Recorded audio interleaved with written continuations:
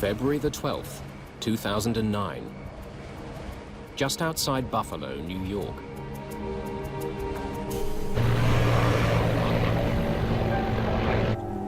Gear down. Folks alive. Gears down. Jesus Christ! The airplane entered an aerodynamic stall. It did not recover.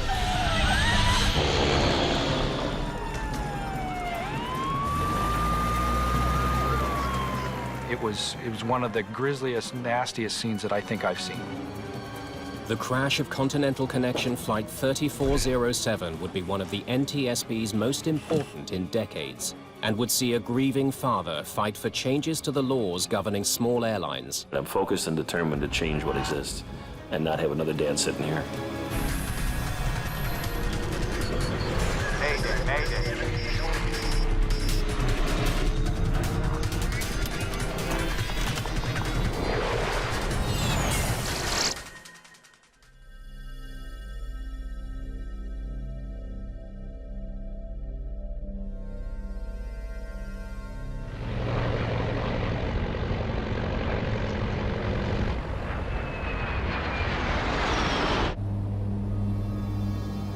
Continental Connection Flight 3407, operated by Colgan Air, is en route from Newark, New Jersey to Buffalo, New York.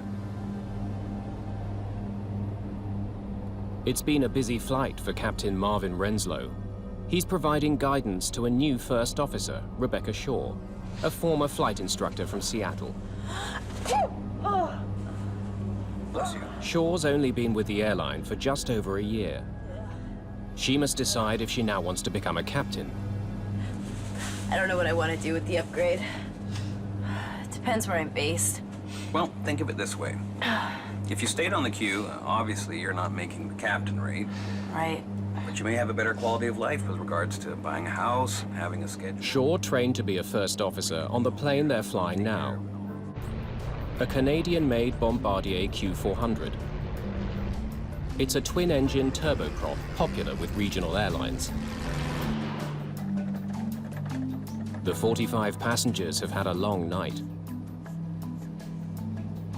Their plane was held up for 2 hours at Newark, a delay considerably longer than their journey.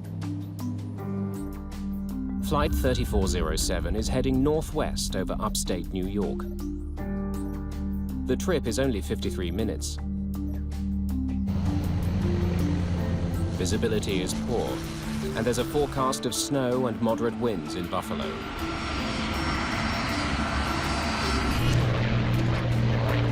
Just some water, please.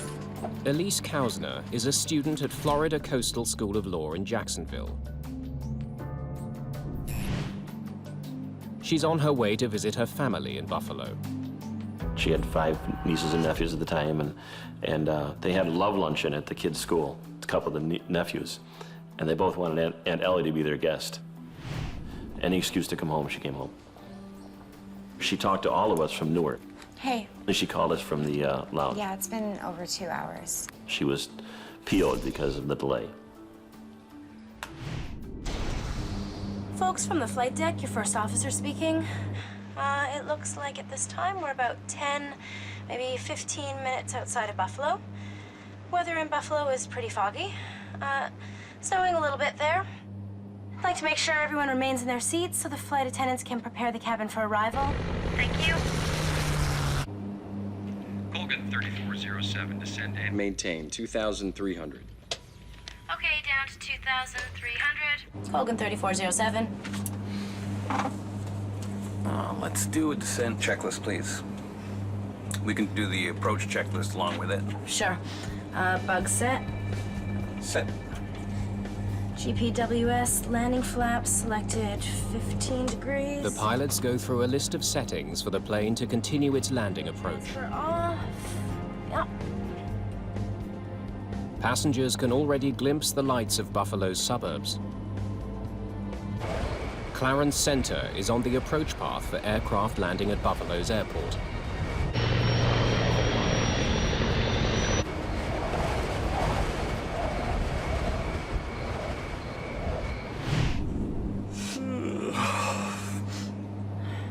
gear down. Locus alive. Gears down. All right, flaps 15. Extending the flaps provides more lift, allowing the plane to slow to its final approach speed.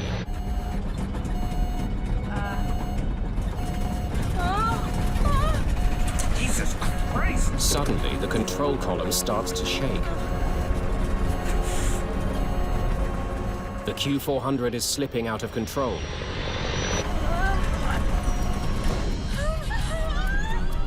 Captain Renslow struggles to keep his plane flying.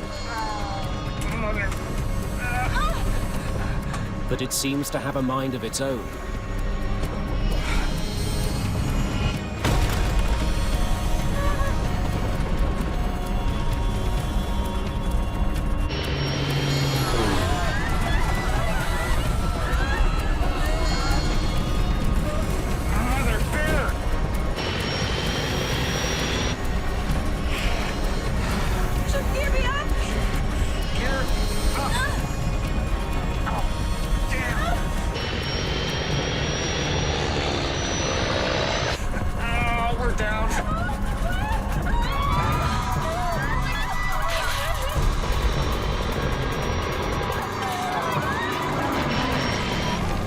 The plane crashes into a house at 6038 Long Street.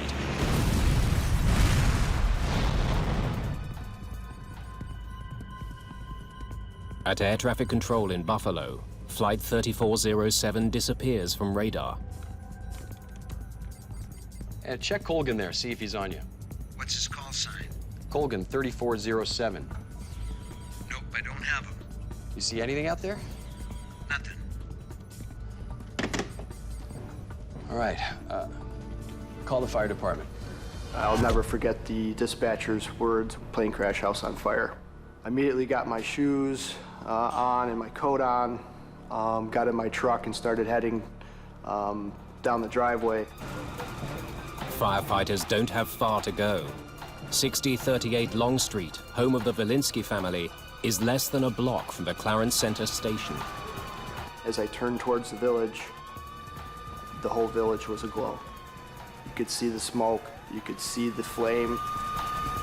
Karen Velinsky and her daughter make it out of their house alive, but her husband Douglas is killed. My initial reaction was there was no way that somebody made it out. But the EMS division reported that they had 2 people and they were taking them to the hospital. And I said, well, which firefighters are they?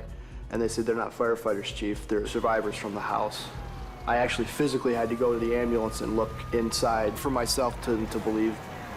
Firefighters have never seen a blaze like this. If you've ever gone to a bonfire and stood 5 feet from it and you couldn't take it anymore, that's what it felt like from 100 feet away. The height of it was just unbelievable, obviously because of the fuel that was probably added to it, and the debris area was very large. It was a very, very horrific sight. We live in the town where the plane went down, right down the road. My son was driving home from a soccer game and went right by the plane crash and called me up and said, there's a plane down in Clarence. Never really entered our brain that it was Ellie's plane. Flight 3407 has crashed 8 kilometers short of Buffalo Airport. All 49 passengers and crew are dead, including Captain Marvin Renslow and First Officer Rebecca Shaw. But many more people could easily have been killed. You picture a house, and to see a plane on top of this house, no more house left, no more plane, only the tail section. You're asking yourself, how in God's creation did this happen? And not wipe the whole block out. The next call was again from my son and said, in fact, it was Ellie's plane. And they said, Dad, there's no survivors. At which point my wife shrieked and just hit the ground. Chris said he had never heard his mother make a sound like that and I hope he never does again. So that's when we knew that she was gone, and that was probably within 45 minutes of the accident.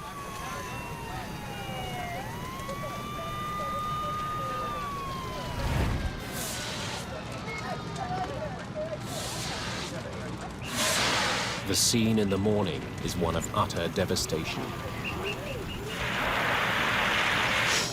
Clint Crookshanks from the NTSB. Can I start poking around? Clint Crookshanks is one of the first investigators on the case. When we arrived on scene, there was a fire still burning. It turns out it was from a gas line that had been broken in the house. The fireman would put the fire out and it would reignite every couple of minutes. It was one of the grisliest, nastiest scenes that I think I've seen. Flight 3407 may have been a small plane, but it's the worst crash in the US in more than 7 years. It will become one of the NTSB's most important investigations.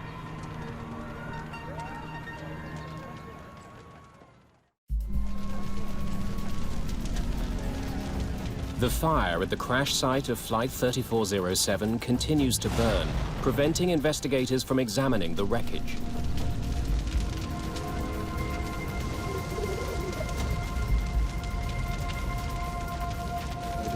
That's where I think the box. The airplane had crashed into a house, and then it had burned all night long, so all the debris was basically in the house. Our concern is that we're losing evidence. It's perishable, and if we can't get in there and get the fire out, then we're not able to maybe get a hold of evidence that might help us during the investigation. Clint Crookshanks urgently needs to recover the black box flight recorders, which could contain valuable clues about the accident.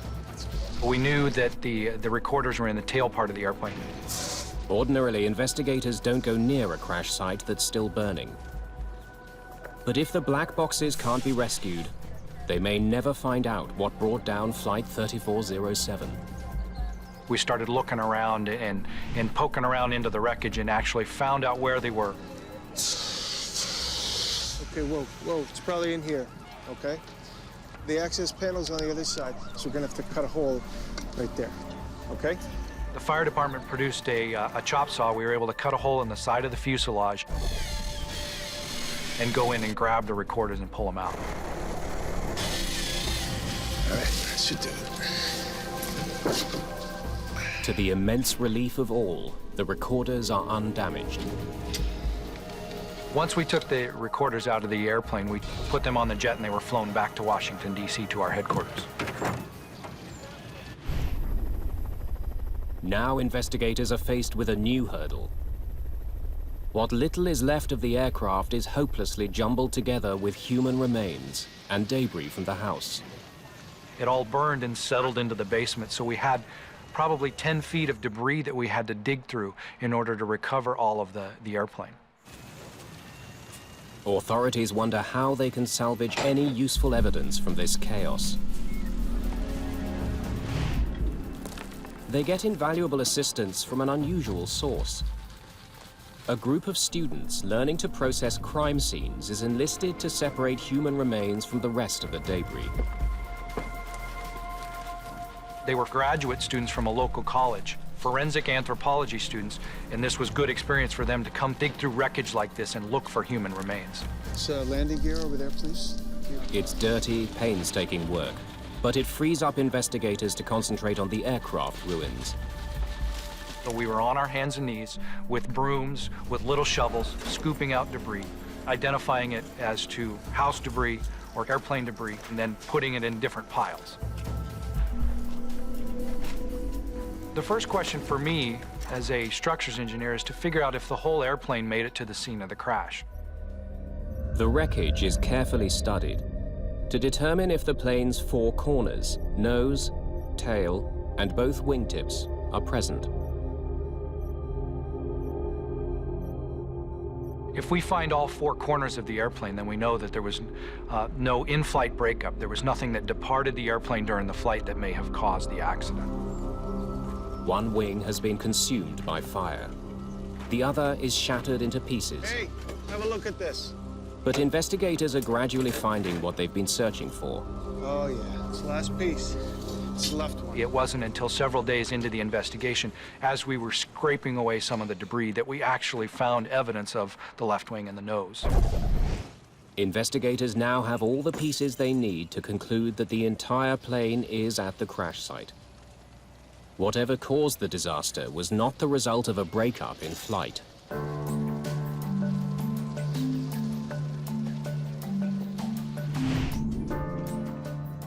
The tragedy of Flight 3407 is under intense scrutiny at the NTSB offices in Washington. Officials there try to determine if some kind of malfunction caused the crash. On this particular accident, we knew it was a landing accident, so we wanted to check the aircraft's performance, and then also we checked for flight control continuity. Much of this responsibility falls to Scott Warren. My role in the investigation was to be the systems group chairman for the safety board, so I was in charge of looking at all of the aircraft systems. Warren analyzes the aircraft's cockpit voice recorder, or CVR, to determine if there were any indications of a problem in the cockpit. Attendants can prepare the cabin for arrival. Thank you. Is that ice on the windshield? He discovers that 6 minutes before the crash, the crew of Flight 3407 had noticed a buildup of ice on the aircraft. Got it on my side. You don't have yours? Oh, yeah. Oh, it's lots of ice. Ice can be a deadly threat to any airplane. If an aircraft has ice on it, it will have more drag on it, so it'll require more power to maintain a given airspeed. Oh, yeah. It's the most I've seen on the leading edges in a long time. Until a year ago, Rebecca Shaw had no experience with ice on an aircraft. I'd never seen icing conditions. Never de-iced. Never experienced any of that. When ice accretes on a wing, it adds weight to the airplane, but most importantly, it changes the shape of the wing. And of course, it's the shape, the curved shape of the wing that actually creates the lift. So by changing the lift characteristics of the airplane, it makes it less able to fly. You know, I'd have freaked out. Like, I'd have seen this much ice and thought, oh my gosh, we were gonna crash. Observing that there was ice on the airplane was an important thing to do. But then it would be important to turn around and verify that your anti-ice and de-ice equipment was on, and there was no indication on the voice recorder that they actually rechecked. Flaps 15. The CVR reveals that only minutes after the crew detected ice, a device called the stick shaker went off. It was a warning that the plane was about to stall, literally to fall out of the sky. Shortly afterwards, the aircraft did precisely that.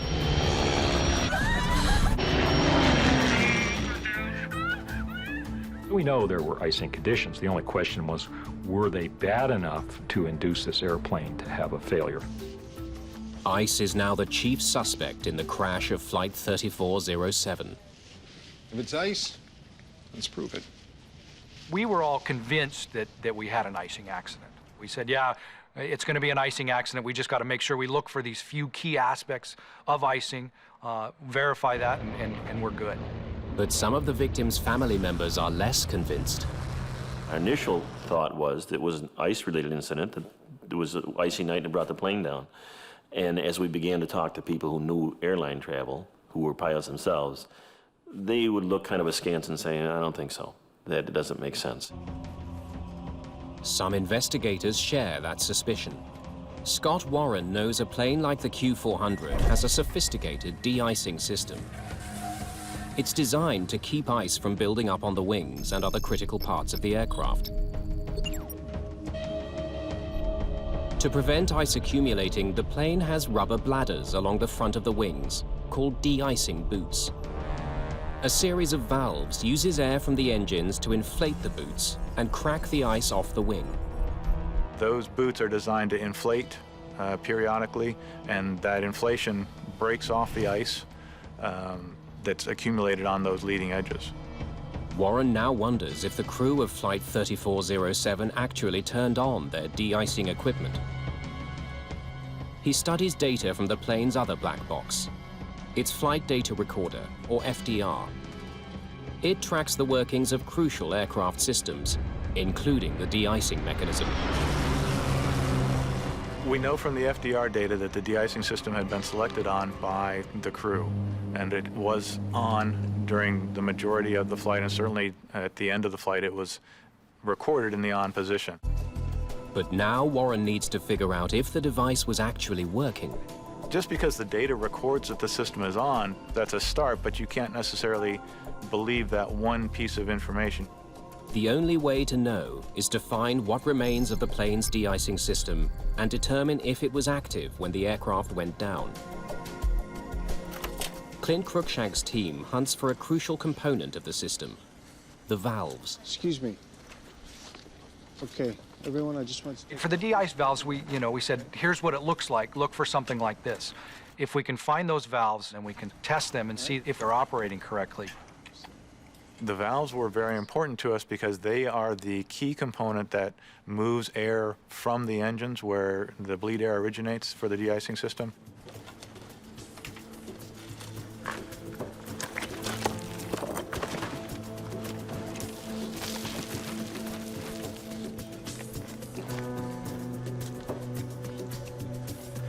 Okay, good. 5 more to go.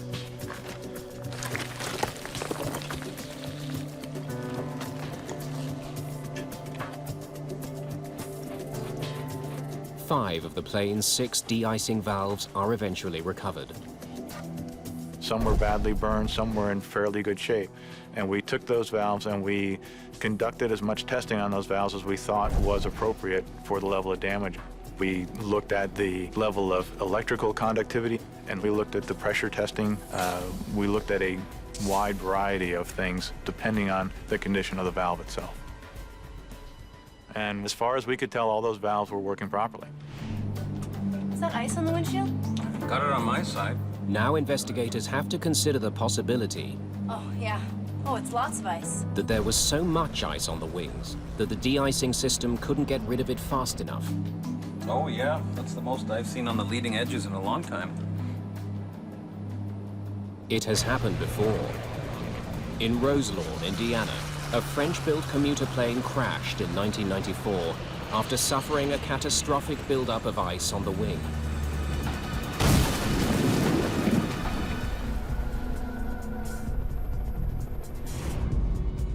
By analyzing how much power was needed for the plane to maintain its airspeed, investigators reach a surprising conclusion. Basically, the aircraft was flying as if it had a relatively small amount of ice on it, but a very manageable amount of ice. Looks normal. It was not overloaded, it was not excessive. If ice didn't bring down the plane, something else must have caused it to stall. Warren studies the Q400's operating manual to learn the plane's stall speed, the velocity at which it can no longer generate enough lift to stay in the air. He discovers that in the conditions Flight 3407 was flying through, it's roughly 111 knots. He now compares the plane's stall speed with its actual airspeed just before the stall warning went off. 131 knots, well above the danger zone. Flaps 15. When the stick shaker went off, Jesus Christ! they were not necessarily at the edge of a stall. They were still 20 knots or so away from the stall. This new revelation deepens the mystery of Flight 3407. If it wasn't stalling, why did it fall out of the sky? Investigators turned their attention to the critical seconds before Flight 3407 went out of control. They look for clues that could explain why the stall warning went off when the aircraft was flying well within its safety margins. They discover that this plane has a unique feature known as a reference speed switch. It governs the sensitivity of the plane's stall warning. Very few airplanes, in my experience, have such a switch. This airplane is the only one I know of that has an actual switch on the overhead panel. It was designed by the manufacturer to be an extra safety feature. Some kind of variable ref speed? Pilots are supposed to turn on the reference speed switch when they're going to be flying through icing conditions. And we'll probably be picking up some ice. When in the increase position, it reminds pilots to fly faster to counteract any drag effect ice will have on the aircraft. When you are in icing conditions and ice does accrue on the wing, it can cause the stall speed to go up And so this ref speed switch correspondingly causes the warning to come on sooner or at a higher speed. What that switch does is it basically changes the trigger settings for the stick shaker. So we had to ask the manufacturer, how does this switch work? And what we found was it was part of the system's description that the crews got when they went through training, but they didn't get a lot of training on how to handle that switch. It seemed like it was too simple to worry about. Investigators need to know if the crew of Flight 3407 had turned on the reference speed switch, triggering the stick shaker at a faster than normal speed. The flight data recorder doesn't show whether the switch was on. Investigators must find another way of determining its position at the time of the accident.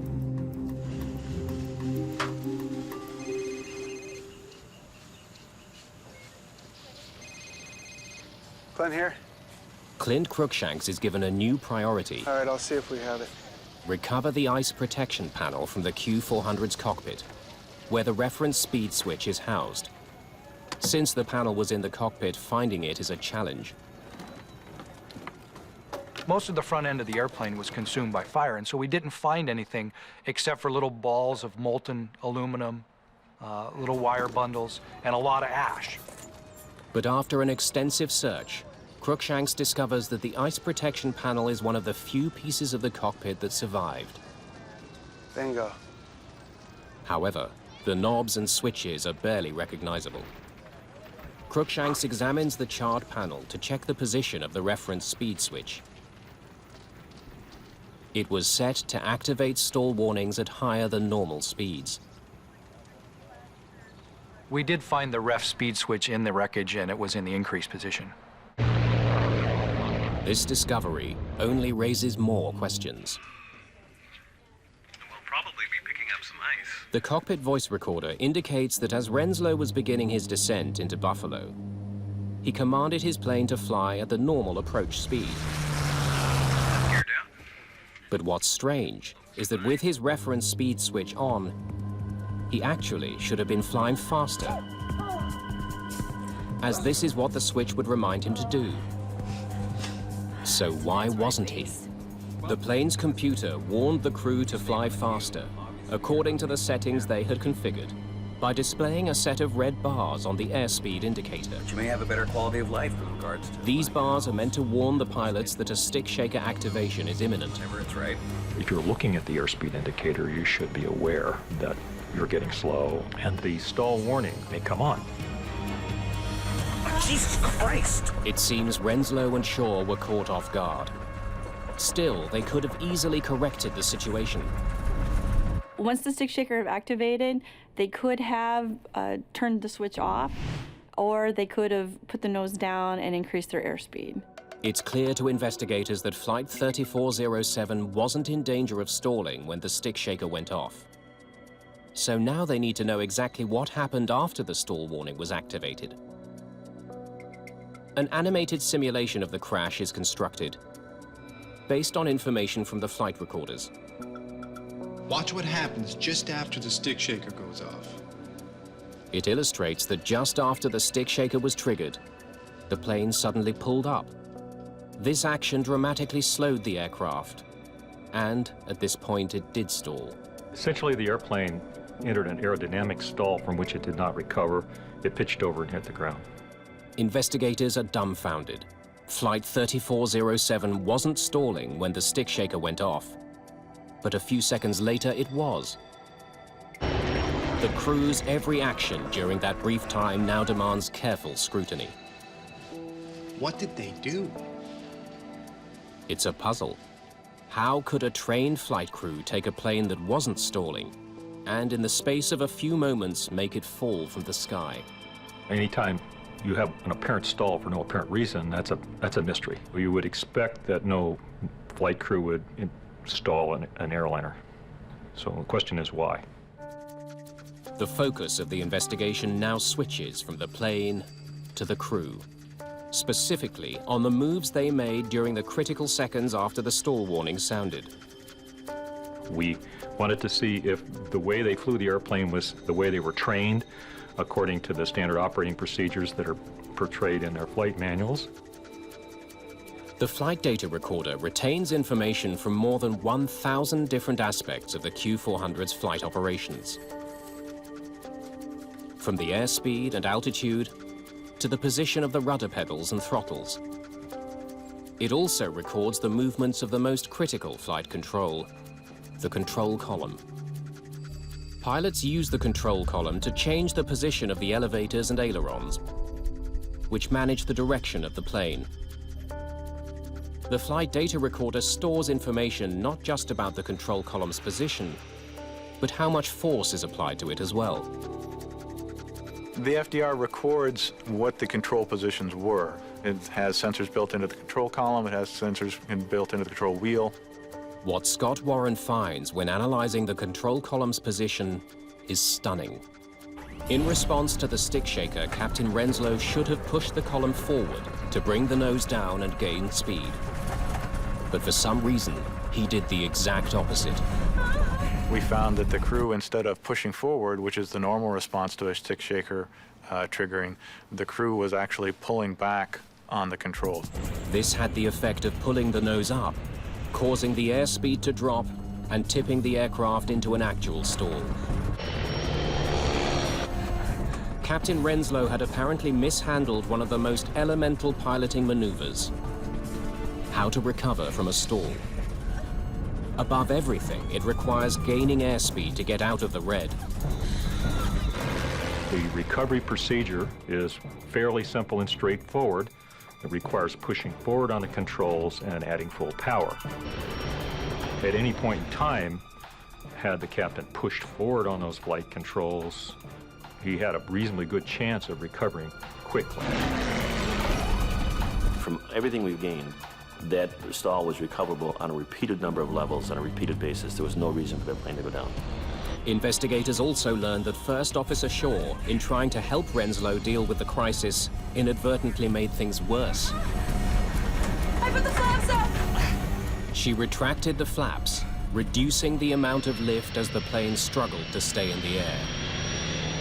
Had the first officer simply called out, "You're stalled," advanced the power, pushed the nose over, the airplane would have been able to recover.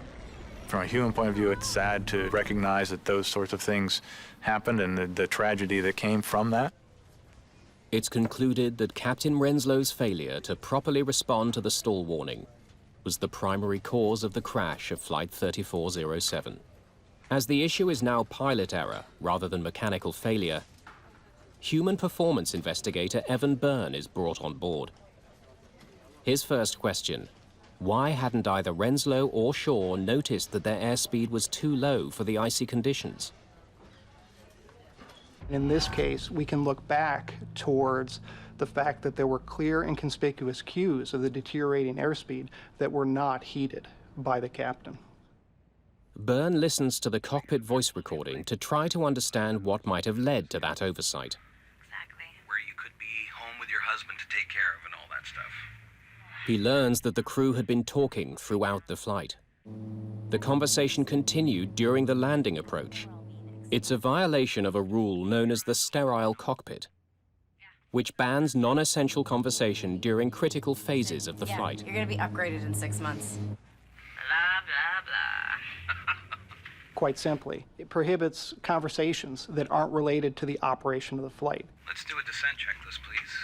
We can do the approach checklist along with it. Yeah, sure. Bug set. Byrne also discovers that because of the cockpit banter, the crew performed critical checklists and briefings late. Off. Hydraulic pressure and quantity. Distracted, the crew probably didn't see the red bar indicating they were flying too slowly for the conditions the plane had been configured for. On. Approach checklist complete. Rock and roll. When crews deviate from standard operating procedures and perform checklists late or don't make the required callouts, they become more vulnerable to subtle mistakes that they may make inadvertently that could lead to startle and surprise or unanticipated events that they have to respond to. The evidence is unequivocal. The crew of Flight 3407 was badly distracted throughout the approach. Came in when we interviewed, and he said, yeah, you're gonna be upgraded in 6 months. They had forgotten a key setting they had made that required them to fly faster than normal. they had missed indications that they were flying too slow for icing conditions. Then Captain Renslow had reacted incorrectly to a stall warning, sealing the fate of the plane. Evan Byrne wonders, what could have caused a trained airline flight crew to have made such missteps? He finds a clue on the cockpit voice recording. Excuse me.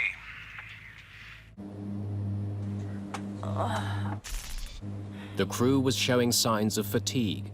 Could Renslow and Shaw have been too tired to function effectively on the flight deck? It's a tough question. Answering it will require tracking their movements during the 72 hours leading up to the crash. It's basic gumshoe detective work in the investigation where we're trying to collect as many facts as we can. Byrne interviews the families of the pilots. Could I speak to Mrs. Renslow, please? He studies the pilots' mobile phone bills and records of text messages. He searches the airline's computer system to determine if and when the crew used it to check their schedules. He needs to track their every move. And what time did Rebecca leave the house? We're talking to colleagues or other pilots, check airmen, instructors, and we ask all those people about the pilots, about their recent activities. He learns that neither pilot actually lived anywhere near Newark, but could not afford to stay in hotels on their salaries. Captain Renslow was earning $60,000 annually at Colgan Air. First Officer Shaw was being paid less than $16,000 a year, substantially less than an average bus driver. As a result, both pilots had made long cross-country commutes to Newark. Captain Renslow from his home in Florida, and Rebecca Shaw from Seattle, Washington. In fact, Shaw had commuted all night from Seattle on a cargo flight that connected through Memphis. Captain Renslow had spent the night in the airline's crew lounge at Newark Airport, after having already worked 2 days. He was seen sleeping on a couch in the lounge. It was against company rules, but pilots who couldn't afford housing near the airport did it anyway. Records show that at 3:10 a.m. on the morning of the crash, Renslow was awake. He checked his work schedule on the airline's computer network.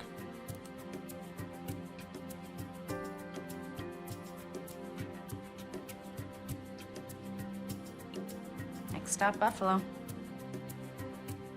At 7:29 a.m., Rebecca Shaw sent a text message to her husband, telling him she'd arrived safely in Newark. Hi, honey, it's me. Phone records indicate that later in the morning, Captain Renslow was on the phone several times. Rebecca Shaw was noticed having a nap, catching up on the rest she'd lost flying in the night before. It's not a lot of sleep. We ultimately concluded that it was likely that both crew members were experiencing some effects of fatigue at the time of the accident. Her job is to watch the airspeed. Her job was to watch the instrument panel, and my view is she was fatigued to the point where it's like right here in your soul dull. I think that's where she was, and he just was not capable. He was just, he shouldn't have been flying an airplane. The revelation leads John Kausner to become a fierce advocate for changes to the industry. He raises awareness among both lawmakers and the public about the need to improve regulations governing pilots at regional airlines. This is just saying we support 3407 families, their fight for aviation safety, and these representatives and congressmen and senators have done that for us, and we're very appreciative. He takes his fight all the way to Washington, D.C. We needed to do something, and so we began to advocate in Washington weekly, every other week. I mean, we've made innumerable trips down there. And immediately the families just gelled. We all attended the hearings and began to say, this is what we can do. The crash of Flight 3407 focused the world's attention on a growing safety problem. The relatives of those who were killed will help eliminate that threat. The crash of Flight 3407 exposed wide-ranging shortcomings in the regulations that govern regional airlines. These smaller airlines now make up half of all daily passenger flights in the US. Their pilots are generally younger, less experienced, earn less, and work long hours. Their levels of safety are way different from the majors. They have a much lower threshold in training, in ability, so in pay, obviously, so they can't attract a higher qualified pilot. There are pretty low wages, pretty difficult working conditions, and we don't seem to attract the same level of applicant that we used to.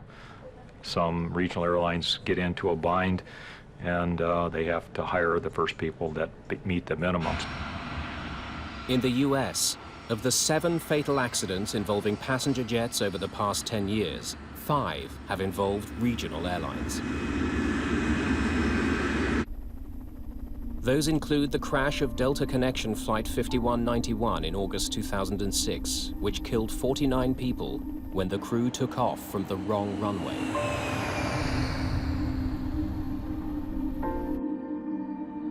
John Kausner's campaign to change laws governing pilots has paid off. We relied on your support. We needed your support. You nurtured us. We want to thank all of you, from all of us. A year and a half after the crash, under pressure from Kausner and other victims' family members, the US Senate passed a bill which toughens training requirements and forces the FAA to draw up new rules on pilot fatigue. Studies into the problem of overtired pilots are already underway. At the University of Iowa, researchers are developing a system that could help pilots resist fatigue, stay engaged with the critical task of flying, and prevent future tragedies like that of Flight 3407. Thomas Schnell is a human factors engineer. We use a number of neurocognitive and physiological sensors that we apply on subjects, pilots that we invite for our studies.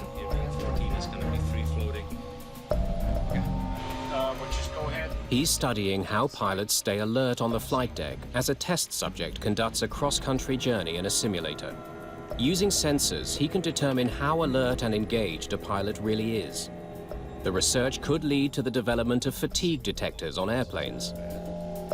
We are trying to predict pilot state so that we can adjust something on the flight deck to prevent the problem from getting worse or starting in the first place. We monitor brain activity, eye movement activity, heart, the EKG, and respiration, and other parameters in an effort to figure out what the pilot's or the crew's state is. Are they fatigued, overworked? Are they disengaged or distracted? This section is where they were really drowsy, and you can see that the gaze has become kind of bored. Schnell instructs the flight simulator to trigger a major systems failure in the cockpit. It's no good. Everything's dead. Hydraulic systems have failed. Flaps are not applicable. Crank up that heat map so we can see what this brain activity was. Brace for impact. When a crew is fatigued, what you might see is their reaction to events may slow down. So you'll see mistakes being made on the flight deck. It's precisely these kinds of mistakes on the part of Renslow and Shaw that ultimately crashed Flight 3407 and killed 50 people. It's a tragedy that should not have happened, that was foreseeable, was preventable, and it's repeatable if we don't do something about it. I'm focused and determined to change what exists and not have another dad sitting here.